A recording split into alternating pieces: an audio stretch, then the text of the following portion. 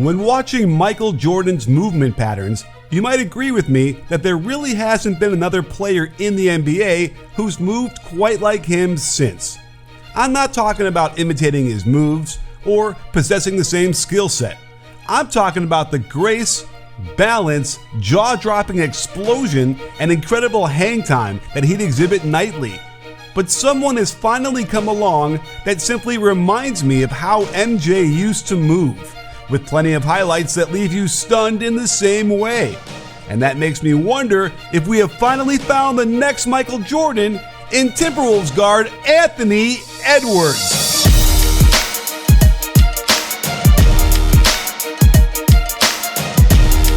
A key indicator for finishing at the rim is a player's ability to use his offhand to score, and that's one thing that jumped out at me right away. Edwards can get to the hoop without needing the offense to do much heavy lifting, and I want you to focus on the footwork here. His body is facing the right sideline while he plants the right foot first. Then the left foot plants to the side, and he leaps off both feet in order to glide to the hoop and lay this in softly off the glass. This is very similar to how Jordan would finish countless times in his career and the type of footwork every player should master. But Edwards is primarily a one-footed jumper, in contrast to MJ, who usually went off two. And I love this mini skyhook he turns to in order to maximize his athletic ability, but also to show off remarkable feel and touch with that offhand. As a function of the modern game, Edwards tends to look more like another Hall of Fame guard when going to the hoop and shooting with his left hand, none other than Manu Ginobili, as he has mastered the Euro step to avoid defenders and keep them completely off balance. You can see that these bounce steps help him cover a lot more distance and read what the defenders are doing in order to find the path of least resistance. This could be why he doesn't get more free throws, since he's so good at avoiding the contact in the first place. Another MJ trait is his penchant for shooting on the way down, hanging in the air until the defenders drift out of the way before using tremendous touch to get the ball in the hoop. This type of skill is remarkable considering how difficult it is to control the amount of power you put into the shot while drifting back down towards the earth. And while lesser athletes can learn how to do this to some degree, when you put it in the hands of a guy like Edwards, it gives him a distinct advantage in the same way Jordan used it. And if you're wondering how MJ got the nickname Air Jordan, here it is. While Air Edwards doesn't have quite the same ring to it, the similarities to me are pretty striking. You don't show up to the NBA with this kind of high-level skill without the proper coaching and teaching, and it's clear that Edwards is getting the most cutting-edge information and training techniques out there. If you're looking to get the same kind of information that can transform your career, then you have to check out Skillshare. With thousands of online classes and members across 150 countries, you can find a subject you're interested in, unlock more creativity, and get inspired to put your new skills to work in impactful ways. I'm a big fan of Marquez Brownlee and was blown away by his class on achieving YouTube success. Despite doing well myself, I'm always looking for a way to take my channel to the next level. I love that viewers can add little notes at different parts of the video to help you retain key pieces of information. I can certainly use context to the stats I quote, and I've always tried to keep my tone as if I'm talking to a friend, like we're doing here, right, friend? More and more people are thriving by creating their own careers, and Skillshare is a fantastic place to start that journey. The first 1,000 people to click on my special link will get a 1-month free trial of Skillshare.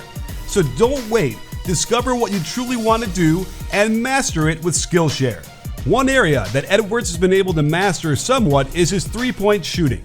After struggling last year with a relatively low three-point percentage on high volume, he's improved to around average, which is very encouraging going forward.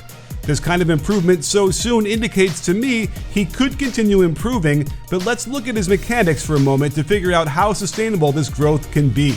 The first thing I notice is his neutral wrist positioning throughout the whole shot. While many players will extend the wrist back pretty far as the ball's on the way up to the set point, Edwards keeps that wrist where it is, starting his flexion from 0 degrees and propelling the ball forward with the use of his forearm. A majority of his threes are off the dribble, and the thing that might concern me a little bit is his high set point. You can see the ball gets to a point several inches above his eyebrow, moving slightly backwards to get to this position before being propelled forwards. Michael Jordan also had a similarly high set point, but you can see he extends his wrist all the way back and relied on the wrist snap as the primary source of his power, allowing the elbow straightening to be smooth.